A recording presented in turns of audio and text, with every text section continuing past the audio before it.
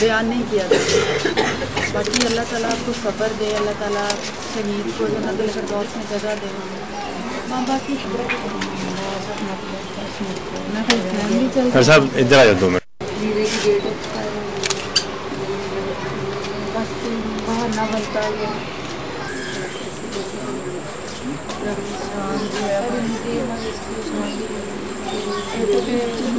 इसके अलावा भी मुझे उन्होंने कहा कि आपका कोई भी ऐसा मसला या कोई भी ऐसा वो हो कि जिसमें फेडरल गवर्नमेंट जो है वो आपकी इमदाद कर सकती हो किसी तरह से भी, तो वो आप मुझे ज़रूर बताएंगे कि मुझे जाकर एक भाई की लाश पहुँचती है तो हमारी हुकूमत उसमें बेखबर नहीं है।